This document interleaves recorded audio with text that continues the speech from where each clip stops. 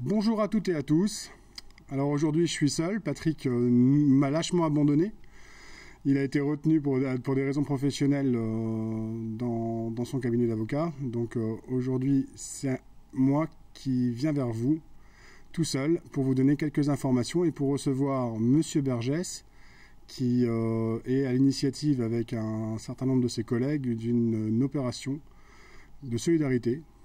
Alors en termes d'informations, premier appel, c'est demain matin, il fera beau normalement, et le marché aura bien lieu, donc n'hésitez pas à venir, n'oubliez pas votre attestation, c'est important.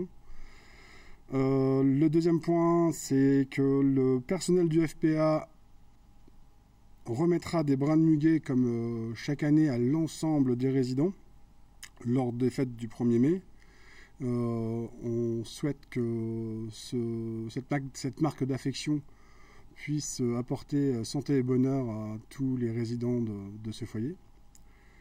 Ensuite, une information importante qui va démarrer dans les jours qui viennent, c'est les travaux de la traversée de la rue de Verdun. Vous savez qu'il y a plusieurs endroits, notamment au niveau de l'intersection entre la rue du Céliguier, la rue du Cimetière, la rue du Marché, et un autre secteur, c'est au niveau de l'ancien garage Renault. Les opérations vont pouvoir se lancer dans les jours qui viennent. On va commencer par la rue du Céliguier et la rue du Cimetière, avec l'enfouissement des réseaux. Puis dans quelques semaines, des travaux de voirie. Donc la circulation se fera en alterné. Et on continuera dans la foulée au niveau du garage, de l'ex-garage Renault.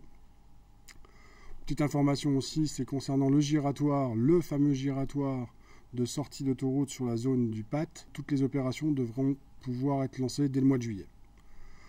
Sinon, n'hésitez surtout pas à continuer à prendre contact avec la cellule de crise mise en place à la ville de Terville. Ça fonctionne très bien. Concernant les déchets verts ou concernant n'importe quelle démarche administrative, n'hésitez absolument pas à prendre contact avec nous. Donc aujourd'hui, nous avons le plaisir de recevoir Monsieur Bergès. Jean-Christophe. Jean-Christophe, bonjour à vous. Vous allez bien? Oui, comme beaucoup de personnes, confinées en télétravail, mais on se porte, la santé est bien. Et donc votre association a eu pour idée de récolter des tablettes afin de pouvoir les reconditionner et de les mettre à disposition à la fois des personnes âgées pour qu'ils puissent rentrer en contact avec leur famille, c'est bien ça?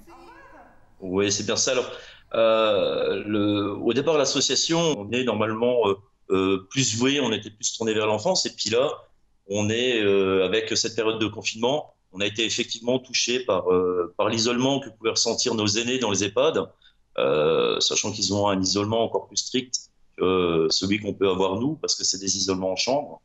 Et on a eu l'opportunité de pouvoir récupérer effectivement un moyen de communication à leur remettre au niveau des EHPAD.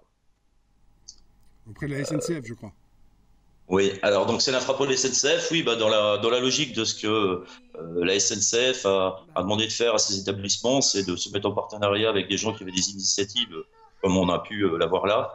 Donc j'ai la chance de travailler dans le secteur et je savais que ce lot de tablettes devait partir en conditionnement. Donc l'infrapôle m'a permis de les prendre et de pouvoir les mettre à disposition sur une période donnée qui sera aussi longue que durera le confinement pour les personnes âgées. Et donc vous avez mis à disposition de l'EHPAD de Terville 2 tablettes et 2 autres au foyer des personnes âgées. On a fait une démarche supplémentaire, c'est qu'on a pensé que tous les établissements n'étaient pas obligatoirement dotés de Wi-Fi ou alors dotés de Wi-Fi uniquement dans des pièces vidéo et pas dans les chambres. Donc on a cherché, on s'est débrouillé pour trouver des financements pour obtenir des lignes téléphoniques.